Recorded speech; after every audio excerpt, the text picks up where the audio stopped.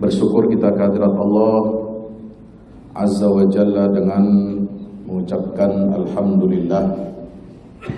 Alhamdulillah yang telah memberikan kita nikmat iman dan Islam. Alhamdulillah yang telah memberikan kita karunia nikmat kehidupan, nikmat kesehatan, nikmat rizki, nikmat silaturahim, nikmat ibadah.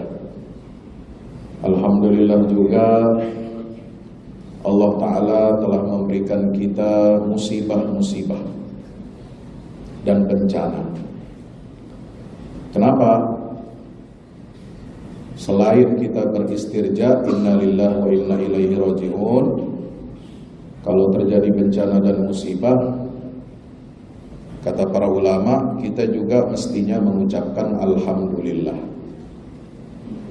Segala puja dan puji hanya milik Allah. Kenapa? Karena musibah itu, bencana itu menjadikan kita ingat, menjadikan kita waspada, menjadikan kita mengambil pelajaran, menjadikan kita eling. Tahu eling? Eling itu istilah Jawa ya. Ingat kepada peringatan Allah. Sehingga orang yang mendapatkan peringatan Allah itu menjadi hamba yang bijaksana, hamba yang baik. Dan dia bisa memperbaiki dirinya dengan adanya peringatan-peringatan Allah melalui bencana-bencana itu. Sekarang kita sibuk mencari-cari kesalahan. Ada yang sibuk mencari kesalahan. Bencana itu adalah disebabkan alam. Alam sedang murka. Dari mana murkanya alam? Alam itu nggak pernah marah, nggak pernah jahat sama manusia. Ya. Makhluk Allah itu semua baik sama kita. Coba kalau nggak ada air hujan, dari mana kita bisa minum?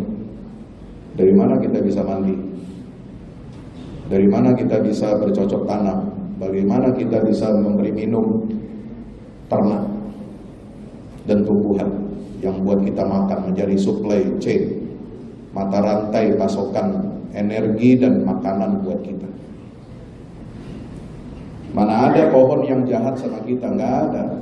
Pohon dan hutan itu mengambil yang buruk-buruk, mengambil racun, mengambil karbon dia serap, lalu dia kembalikan kepada manusia berupa oksigen.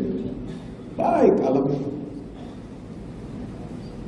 Binatang juga baik, kalau baik kita baik sama mereka. Nggak ada gajah tiba-tiba menerjang rumah pemukiman penduduk tanpa sebab. Tiba-tiba harimau masuk ke ladang kita, ke rumah pekarangan kita, nggak ada. Dia habitatnya memang sudah ada, ditentukan oleh Allah.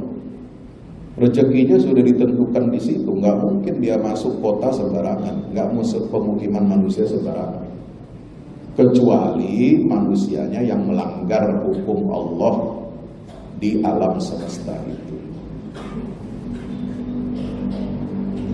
Ada yang menyalahkan, oh ini karena bencana disebabkan ulah manusia. Ya benar. Ya, silakan cari kesalahan itu kepada siapa yang bertanggung jawab, yang melakukan pembalakan, yang melakukan penggundulan hutan tanpa kepentingan apapun, ya. Dan itu bisa diproses secara hukum. Tapi mari kita lebih fokus lagi sekarang, bukan sekedar mencari kesalahan alam, bukan mencari kesalahan prosedur, bukan mencari kesalahan hukum dan lain sebagainya. Coba kita lebih menukik, lebih tajam lagi. Sebenarnya bencana-bencana ini menunjukkan adanya krisis dalam akhlak kita, dan lebih mendalam lagi, krisis berupa bencana alam itu disebabkan karena akhlak manusia. Dan krisis akhlak manusia itu kenapa? Karena krisis tauhid. Jadi krisis ekologi itu sebenarnya bersumberkan dari apa? Krisis tauhid kita kepada Allah. Karena manusia nggak mengerti dia sebagai manusia, sebagai khalifah di atas muka bumi ini parah. Ini salahnya manusia ini.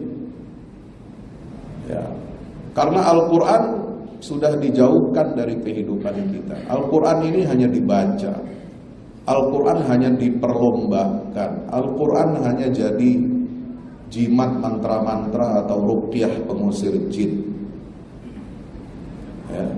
Al-Quran cuma jadi perhiasan. Ya. Digantung di mana-mana, ditempel di mana-mana. Cuma jadi apa? Aksesoris. Kalau manusia ini mengerti hakikat jati dirinya sebagai khalifah di atas muka bumi ini, dan dia merujuk kepada kitab panduan yaitu Al-Quran, bagaimana dia harusnya mengelola dan memakmurkan bumi ini, itu gak akan terjadi hal-hal yang tidak kita inginkan seperti ini. Gak akan ada pemimpin-pemimpin palsu, itu gak ada. Gak akan ada menteri-menteri yang selebor, itu gak ada. Kalau kita punya tauhid yang benar ya. Maka saya gak mau kita ini lebih sibuk mencari-cari kesalahan pada pihak-pihak manapun. Ayo kita benahi bersama-sama, kita perbaiki ilmu kita, mindset kita. Sebab apa? Pertama kali Allah Subhanahu wa taala menceritakan di dalam Al-Qur'an tentang penciptaan manusia itu kan sudah diingatkan. Ya, dialog malaikat dengan Allah itu. Wa idh qala rabbuka lil malaikati inni ja'ilun fil ardi khalifah qalu ataj'alu fiha man yufsidu fiha wa yasfiku dima. Malaikat itu mengungkit dua dosa yang biasa dilakukan oleh pengelola bumi sebelum manusia diciptakan. Manusia dalam pengertian sebagai Homo sapiens. Mungkin ada manusia-manusia sebelumnya, tapi dia tidak cerdas, tidak menjadi makhluk sempurna sapiens seperti kita sekarang. Ada makhluk manusia purbakala itu ada memang. Dia nggak punya otak selengkap manusia kita sekarang ini. Otaknya cuma berapa mililiter. Ya. Otaknya kecil. Yang lebih banyak adalah nafsunya, syahwatnya, sehingga merusak dan menghancurkan bumi itu. Maka diungkit kesalahan manusia sebelum Homo sapiens, sebelum diciptakan Adam itu. Apa kesalahan mereka? Diungkit dua oleh malaikat. Ya Allah, engkau beneran mau menciptakan lagi model manusia ini? Nah, padahal malaikat nggak tahu bahwa yang akan diciptakan ini bukan manusia yang sama dengan sebelumnya. Ya.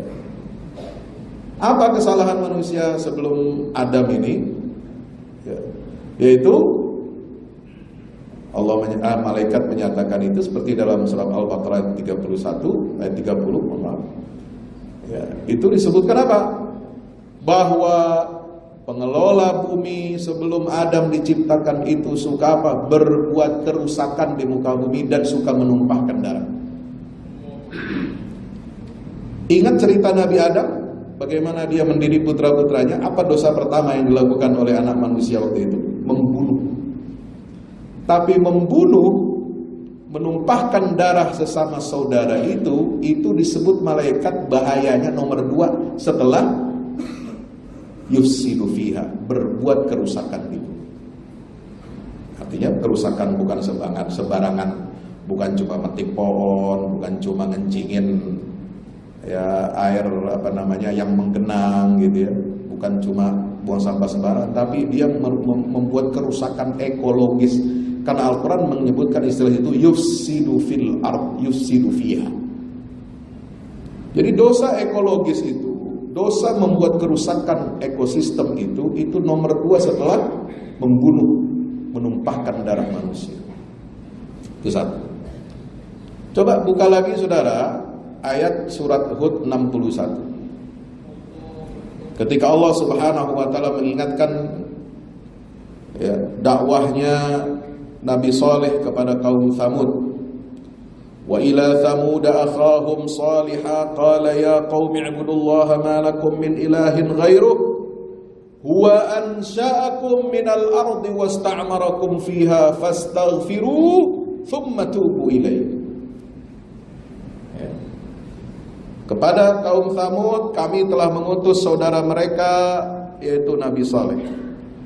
Berkata Nabi Saleh kepada kaumnya, wahai kaumku, sembahlah Allah satu-satunya, sebab tidak ada Tuhan yang layak disembah kecuali Dia. Apa alasan kita mesti menyembah Allah, mentauhidkan Allah?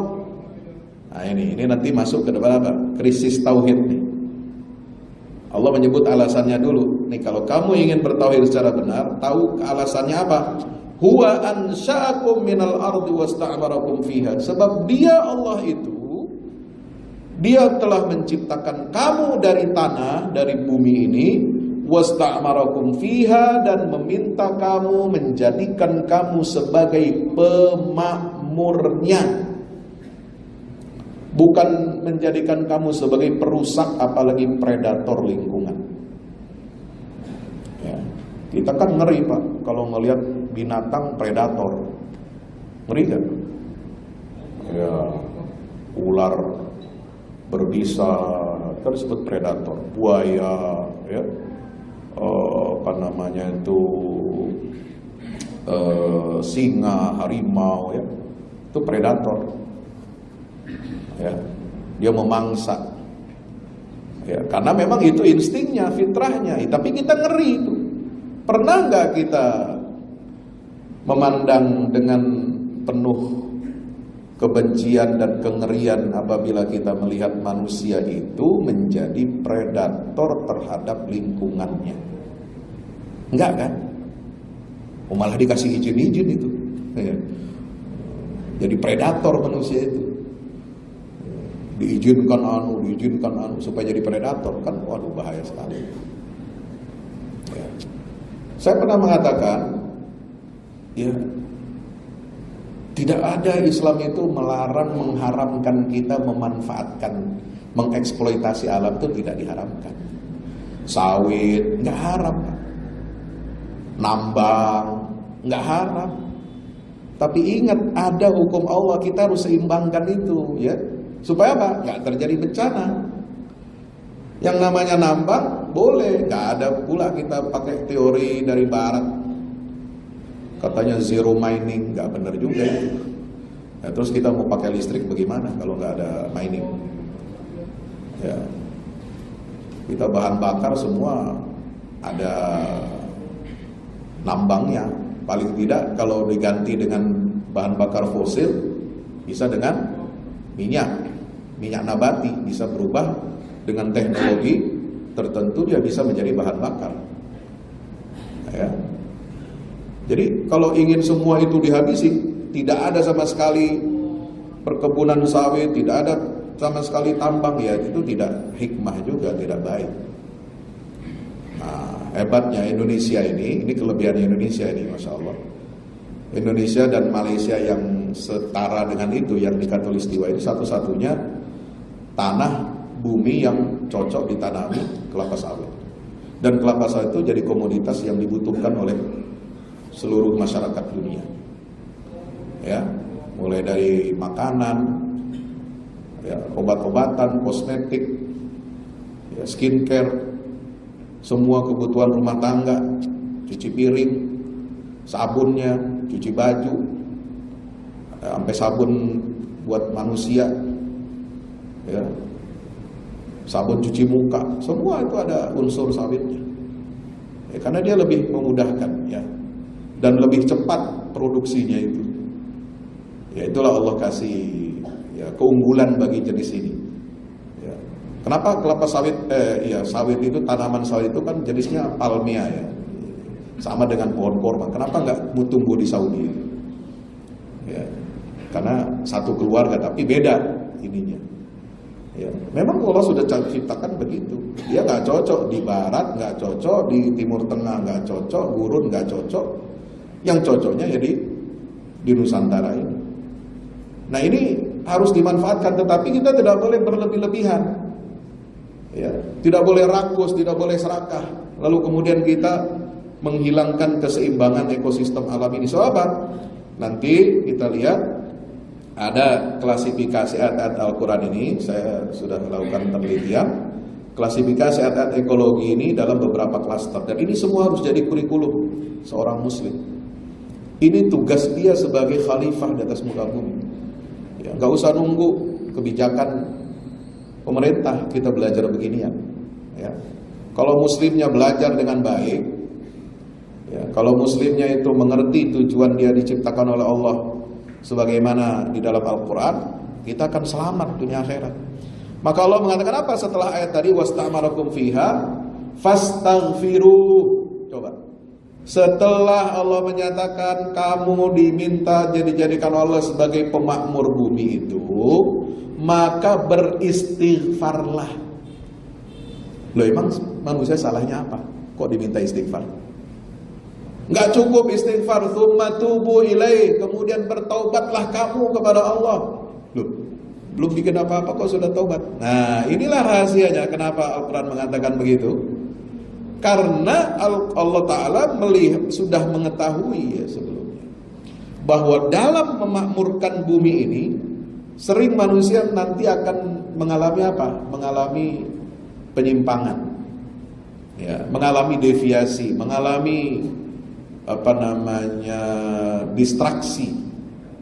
Ya, kenapa distraksi? Perhatiannya tidak tertuju kepada wahyu.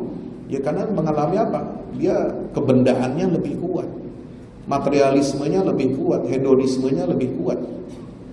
Ya, keuntungan mengeruk, keuntungan ekonominya sebesar-besarnya, lalu kemudian dia mengabaikan ekosistem, ya, dia campakkan itu semua hukum alam. Ini berbahaya. Makanya Allah sudah wanti-wanti sejak awal wahyu ini diturunkan, fastaghfiru, banyak kamu istighfar. Ya, mengelola bumi ini pasti potensi dosanya banyak. Jadi bukan cuma dosa itu yang kita disuruh istighfar oleh Allah, minta ampun. Bukan cuma dosa mencuri, berzina, ya. Ya. Hubungan sesama jenis, apalagi minum minuman keras, dosa berbuat syirik, dosa berdurhaka sama orang tua, dosa fitnah, dosa ghibah, dosa jahat sama tetangga. Ya. Tapi dosa yang kita timbulkan karena kita bermaksiat kepada Allah dengan apa? Melanggar hukum-hukum alam. Jadi kalau kita gambarkan, ya, saya belum buatkan PPT-nya dengan baik, masih diproses ini. Kalau kita gambarkan ini di apa? Al-Quran itu intinya kan 3. Berbicara tentang Allah sebagai pencipta, kemudian manusia sebagai mandataris, amanat dari Allah, pemegang amanah sebagai khalifah di bumi, dan alam. Jadi segitiga itu. Ya, hubungan kita dengan Allah ini bukan cuma 2 arah, tapi 3 arah. Bukan cuma kita dengan Allah saja, transenden ya. Vertikal saja dengan Allah, enggak. Kita ada sisi horizontalnya dengan apa? Dengan alam. Dosa kepada alam dengan artian melanggar hukum Allah sama dengan dosa kita melanggar hukum Allah, hukum syariat yang mengatur aturan manusia. Sama. Itu sama-sama dianggap kategori apa? Dosa dan maksiat oleh Allah Subhanahu wa taala. Maka kita harus apa? Istighfar. Lalu kemudian Allah minta apa? Taubat. Nah, ini yang disebut dengan taubat, bukan hanya taubat dari apa?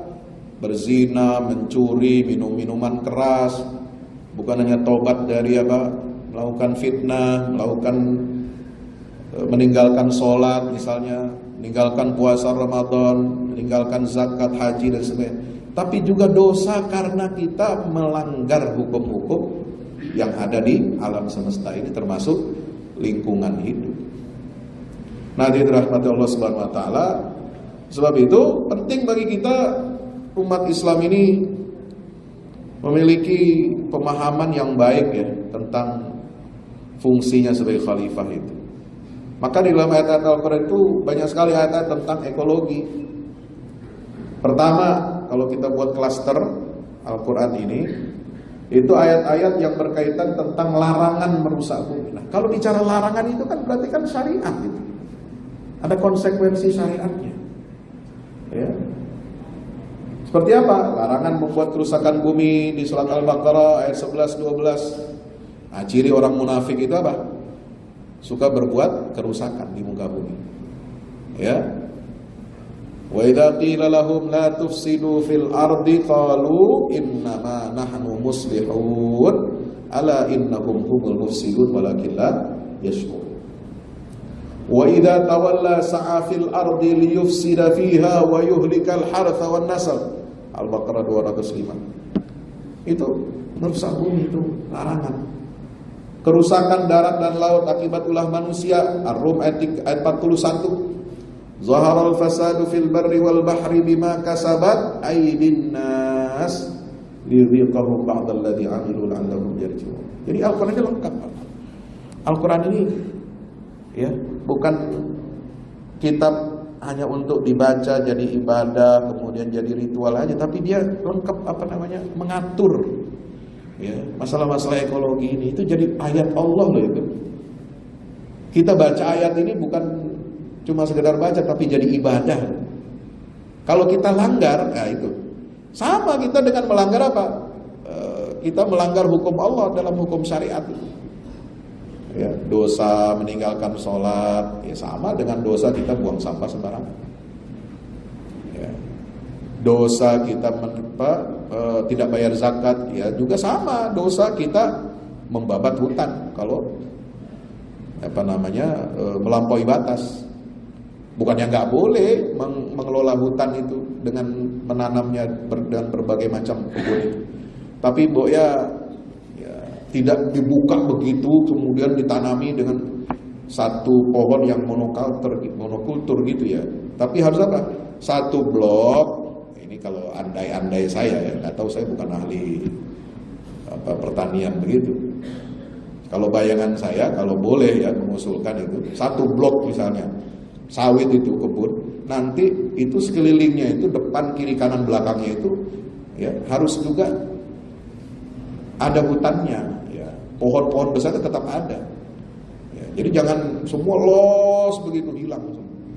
Jadi nggak ada tanaman. Sebab berbeda itu akar pohon sawi dengan hutan pohon-pohon yang besar-besar itu ya. Bapak Ibu rahmati Allah subhanahu wa ta'ala, itu kita menjaga keseimbangan ya. Nah, jangan membuat kerusakan setelah bumi diperbaiki. Surat Al-A'raf ayat 56, wala tusidu fil ardi ba'da islahiha wad'uhu khaufan wa tama'a inna rahmatallahi qaribun minal muhsinin. Manusia itu bisa menjadi sumber kerusakan kalau melampaui batas. Ya, ingat cerita Qarun. Ya, di surat Al-Qasas ayat 83 kan begitu. Nah, ini. Jadi manusia itu bisa melampaui batas, jadi merupakan sumber apa? Kerusakan. Nah, makanya sekarang ada istilah korunisme. Ya, korunisme ini tindakan biadab manusia mengeksploitasi, ya, kemudian dia merasa tidak ada yang berhak untuk mengatur dirinya kecuali dirinya sendiri. Dia bisa mengeksploitasi alam semesta ini. Kenapa? Ya, karena mengandalkan ilmunya semata-mata, maka lalu dibenamkan oleh Allah, ditenggelamkan Qarun itu dengan semua harta miliknya. Sama dengan ketika Allah menghancurkan negeri Saba yang negeri itu subur. Nah, itu digambarkannya perkebunan lagi. Jannatani ayyamini wa shimal. Ya, jangan-jangan negeri Saba dulu dengan bendungan Ma'rib di Yaman itu dulu persis seperti wilayah Sumatera. Perkebunannya hebat, subur di mana-mana, menghasilkannya luar biasa. Tapi karena mereka mengabaikan hukum ekologi, maka Allah kasih apa? Kasih bencana. Ya, fa arsalna 'alaihim sailal 'arimi wa baddalnahum bi jannatayhim jannataini dawatai ukulin khamti wa athli wa syai'in min sidrin qalil dzalika jazainahum bima kasab wal mujazi illa kafur. Ya, itu. Jadi itu dikaitkan bendungan itu dijebol sama Allah. Karena apa? Daya tampung air hujannya udah melimpah dan gak sanggup ditahan oleh bendungan. Sehingga apa? Air itu semua menjadi air bah, menghancurkan dan meratakan semua area perkebunan yang dimiliki yang tumbuh di negeri Saba itu. Dan anehnya, uniknya, rupanya air itu membawa apa? Ya, membawa sesuatu ya yang belum kita ketahui ini penyebabnya apa zatnya itu, sehingga tanah yang dulu subur ya setelah dihancurkan oleh Allah dengan air bah itu, dengan jebolnya bendungan Ma'rib itu tidak bisa lagi ditanami, nggak bisa lagi tumbuh pohon yang sama seperti yang sebelumnya. Maka tumbuh di situ jannah wa baddalnahum bi jannatayhim jannataini dzawatai ukulin ya. Pohon-pohon yang tidak ada nilainya, tidak ada nilai produksinya, tidak ada nilai ekonominya. Ya, bahkan itu membuahkan pohon sidir, ya buah sidir, ya buah sidir buat apa kan? Sidir itu kan cuma dipakai untuk kalau orang mati meninggal, ya kan? Pakai buah sidir untuk dicampur dengan air buat mandikan jenazah. Itu aja fungsinya sidir itu. Ya. Nggak ada fungsi ekonominya. Ya. Subhanallah. Ya. Yang kedua klasternya ayat manusia ini sebagai khalifah dan memikul amanah ekologis. Jadi manusia ini konsepnya apa? Sebagai mustakhlaf, bukan sebagai pemilik, bukan sebagai tuan. Kalau manusia itu sebagai tuannya alam semesta, itu salah. Ini kapitalisme ya dan sekularisme itu menjadikan manusia itu sebagai tuan alam semesta. Kenapa? Ya, karena dia sifatnya antroposentrisme. Semua alam ini berpusat kepada manusia. Manusia ini yang mengendalikan, manusia yang memiliki, manusia yang berhak untuk ngapain aja, dan tidak perlu ada aturan dari selain manusia. Nah, ini bahaya. Maka sekularisme itu penyakit gitu. Ya, penyakit yang melahirkan banyak kekacauan dan kerusakan di muka bumi. Ya.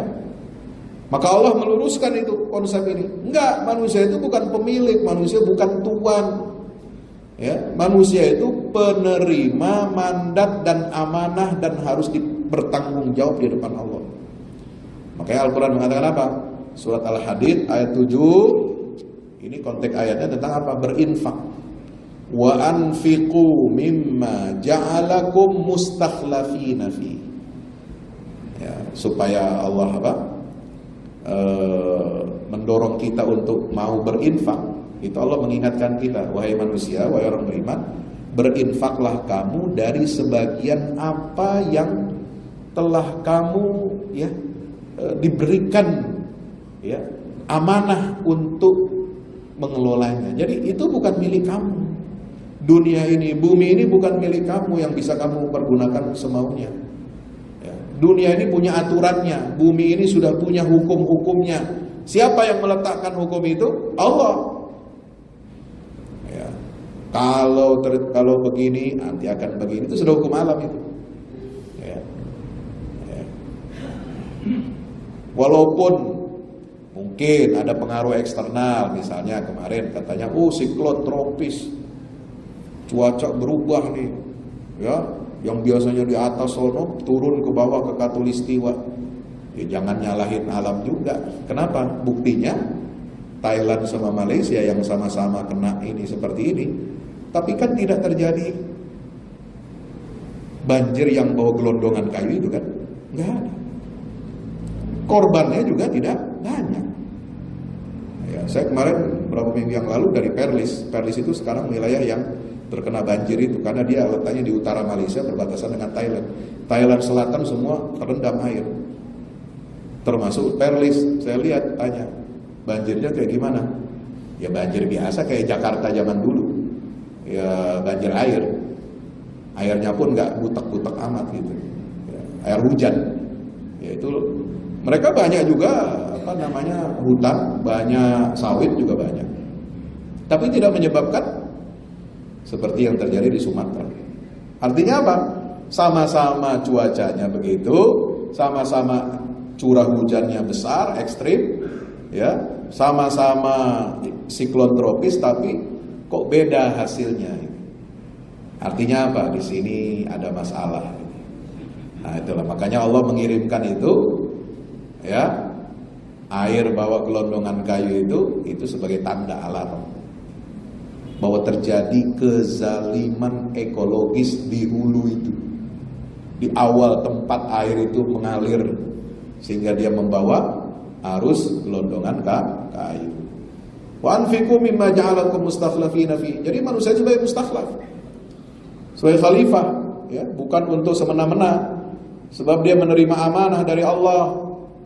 Makanya hati-hati diingatkan sama Allah, innahu kana zaluman jahula.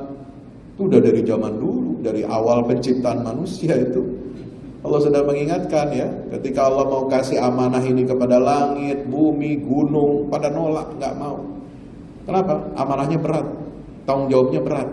Lalu yang mau menerima itu siapa? Manusia. Wa hamalahal insan innahu kana zaluman jahula. Maka Allah mengingatkan manusia itu suka berbuat zalim dan jahil. Ya. Nah, Bapak Ibu dirahmati Allah taala, apa klaster yang ketiga? Keseimbangan alam. Nah, ini penting. Alam ini punya keseimbangan hukum, nggak boleh dilanggar. Ya, coba lihat surat Ar-Rahman, ayat yang sering kita baca, surat yang menjadi favorit kita. Ar-Rahman 'allamal Qur'an, khalaqal insana 'allamahul bayan, asy-syamsu wal qamaru bihusban, wan najmu wasy-syajru yasjudan, was samaa'a rafa'aha wa wada'al mizan. Allah meletakkan mizan, meletakkan keseimbangan. Ya, jangan diartikan mizan itu timbangan apa itu? Buat nakar beras. Ya. Itu bagian kecil dari mizan. Timbangan beras itu, timbangan kilo, liter, ya, ton, tonase dan lain sebagainya itu timbangan kecil, bagian dari mizan yang sangat besar meliputi seluruh alam semesta. Ya, semua itu diciptakan Allah dengan keseimbangan. Kalau kita nggak boleh, ya, mengurangi timbangan, manipulasi takaran timbangan itu karena akan mencederai prinsip keadilan, maka kita juga tidak boleh, ya, mencederai alam semesta, lingkungan hidup. Apakah itu di situ hutan, di situ ada habitat binatang-binatang dan lain sebagainya, ya.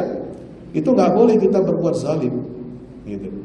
Nggak boleh kita zalimi mereka, ya.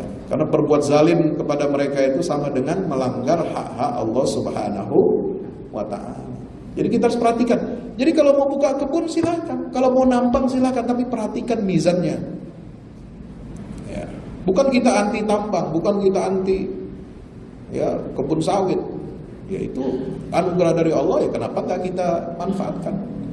Yang kita tentang itu kalau ini dibuka seluas-luasnya tanpa, ya, keseimbangan, gitu. Tanpa mizan, ini sangat berbahaya. Allah tatghaw fil mizan, Allah Ta'ala mengingatkan jangan kamu melampaui batas dalam urusan mizan. Nah, itu sama, nanti di akhirat itu ada juga namanya mizan, timbangan amal manusia. Jadi konsep alam semesta dari dunia ini sampai akhirat itu menggunakan istilah yang sama, al-mizan. Ya, kita nanti akan ditimbangkan amal perbuatan kita di akhirat, gitu kan. Nah, sebelum timbangan itu nanti kita ditimbang, nanti kita di dunia ini juga harus memperhatikan timbangan alam. Ya, membuka lahan boleh, tapi ingat jangan, ya, melampaui batas. Ya, nambang boleh, tapi ingat harus ada lahan itu harus direhabilitasi, harus diperbaiki lagi, ditanami lagi, jangan dibiarkan bolong jadi danau, ya, jadi danau nggak jelas, ya, sehingga mencelakakan banyak orang, gitu. Nah, yang kedua, Allah Ta'ala ciptakan segala sesuatu dengan sesuai ukuran dan ketentuan. Wa qaddarahu taqdira. Semua, ya, ketentuan itu ada ukurannya. Nah, itu. Makanya orang sains itu mestinya kan, ya, tahu itu ukuran-ukuran alam. Ya, obat aja ada komposisinya, takarannya sekian-sekian. Makanan yang bergizi, ya, ahli-ahli gizi itu menentukan makanan yang sehat itu sekian, proteinnya berapa gram, ininya lemaknya berapa gram, ya kan, karbonya berapa gram, itu kan harus seimbang itu. Ya. Mestinya orang sains, ya, yang punya ilmu itu makin dekat sama Allah itu. Kenapa? Karena Al-Qur'annya bilang begitu, wa qaddarahu taqdira. Lah kok banyak saintis sekarang ini yang melanggar hukum Allah itu nggak ngerti saya. Kenapa? Karena sekularisme. Dia memisahkan antara ilmu dengan Tuhan. Nah, itu penyakit yang tadi saya sebut, koronisme. Ya, koron itu nggak percaya Tuhan, percaya hanya mengandalkan ilmunya saja. Innama utituhu ala ilmin indi. Bahaya sekali. Ya, sehingga kalau orang, ya, mohon maaf ya, kadang-kadang orang bodoh, orang nggak ngerti sains, orang pedesaan itu malah lebih arif, lebih bijaksana. Yang dikatakan orang-orang hutan, orang-orang yang nggak punya peradaban itu, kadang-kadang mereka lebih arif daripada orang-orang yang ngerti sains. Ya. Padahal yang ngerti sains tahu hitungan-hitungannya. Ini pasti terjadi bencana. Ya. Udah diprediksi tahun 2020, 2021 ketika terjadi pembukaan lahan-lahan itu kalau begini-begini, sudah diingatkan juga oleh BMKG ya. 2 minggu, 3 minggu sebelumnya akan ada perubahan siklon tropis ini, tapi kita nggak mau sadar itu ya. Terus saja mengeksploitasi, lalu kemudian tidak memperbaiki diri. Ya. Sampai matahari dan bulan berjalan menurut takdirnya Allah. Takdir itu apa? Ketetapan sudah keseimbangannya. Sehingga apa? Nggak akan tabrakan itu benda-benda alam semesta, ruang angkasa. Ya. Subhanalladzi khalaqal azwaja kullaha mimma tunbitul ardu wa min anfusihim ma la ya'lamun.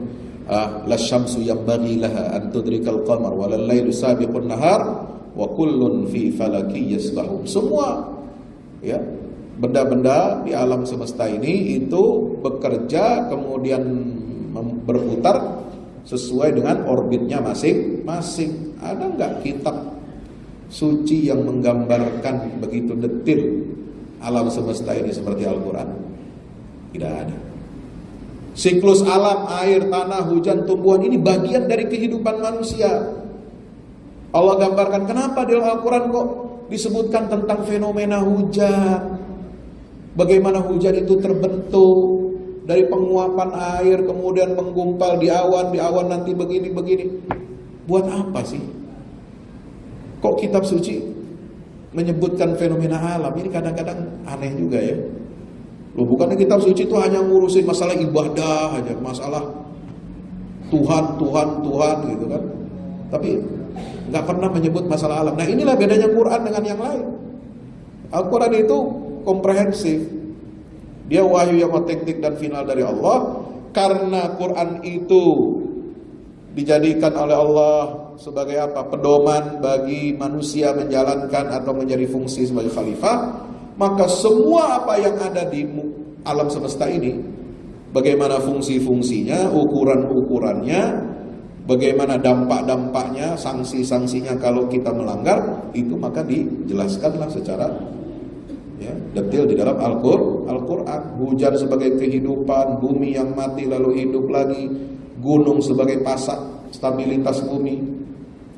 Ya, kalau bencana gempa itu ya kita nyerah Pak ya. Kalau gempa bumi itu, ya, apalagi tsunami kita nyerah deh.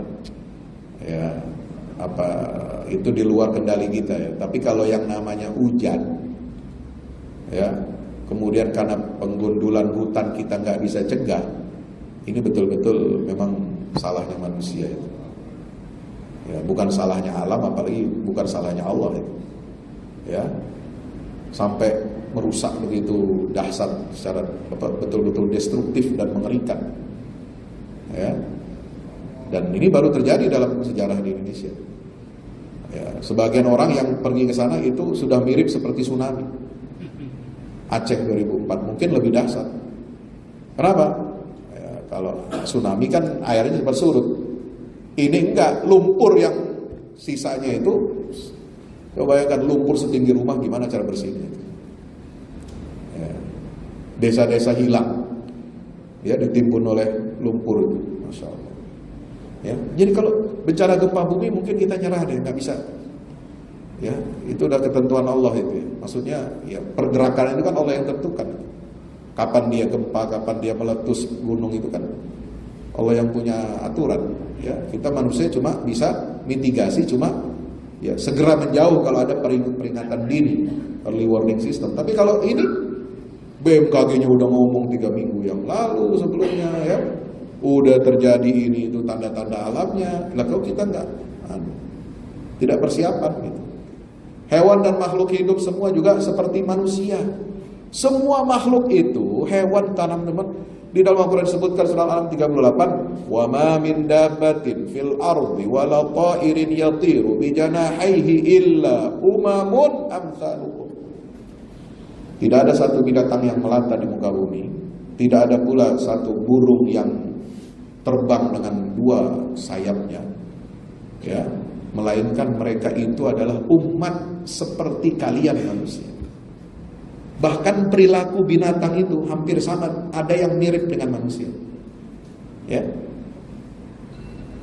binatang ada nggak leadershipnya? Ada leader. Singa ada pemimpinnya, sama manusia juga pemimpin. Ya, bebek, kambing, ya, anjing kalau dia ada kawanan begitu pasti ada leadernya. Ya, ada satu video yang menarik saya kemarin. Itu kawanan serigala apa tuh di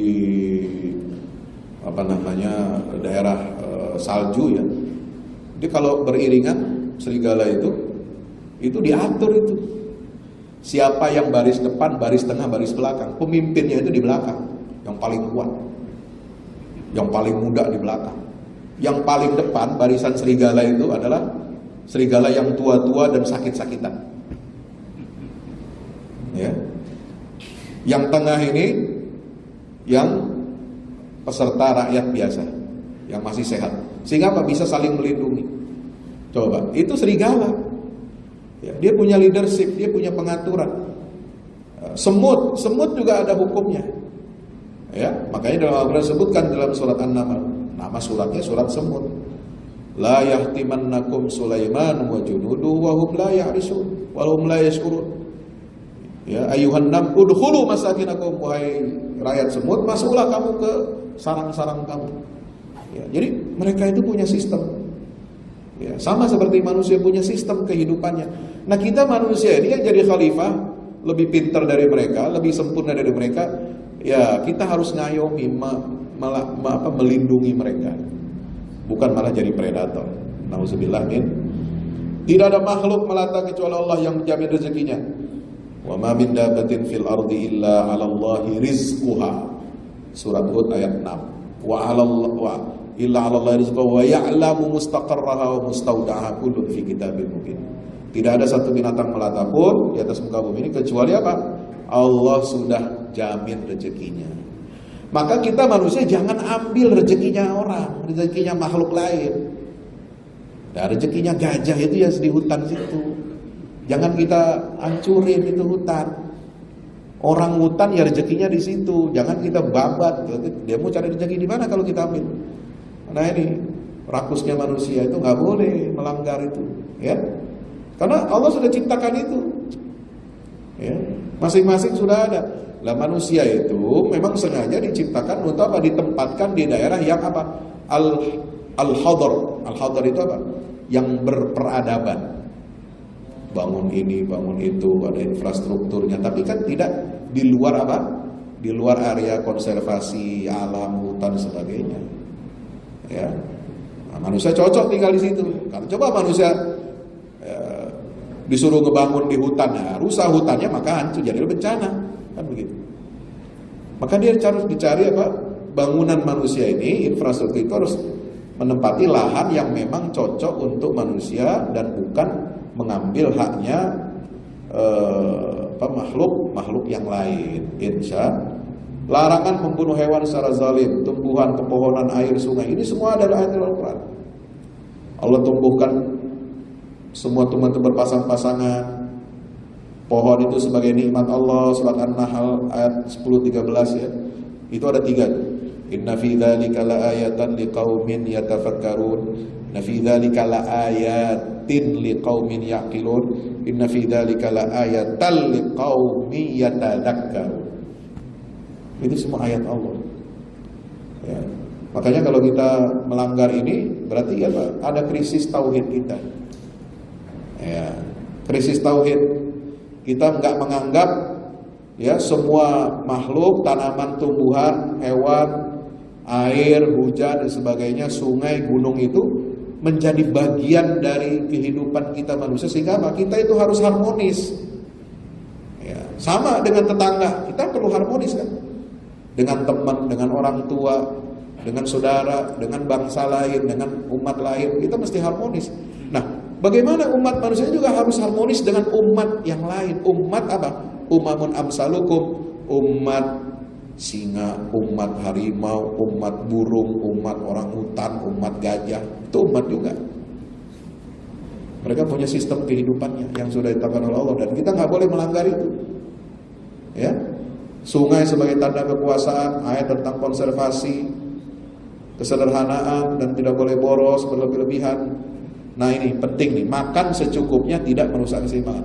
Coba lihat ayat Al-An'am 41 ya, saya akhiri karena waktu mepet. Situ Al-Quran mengatakan jannatin ma'rusyatin wa ghaira ma'rusyatin. Ya, kemudian itu ada ayat kemudian wa atu haqqahu yauma hasadihi wa la tusrifu innahu la yuhibbul musrifin. Ya, kita disuruh makan dari kekayaan itu, dari ladang, dari sawah, dari kebun, boleh kita makan. Tapi jangan lupa wa atu haqqahu, ingat bayar zakat. Ada zakat tumbuhan, zakat kebun, ya, zakat sawah, bayar zakatnya. Ya, tapi juga yang ketiga Allah mengingatkan wala tusrifu, jangan kamu berbuat melampaui batas.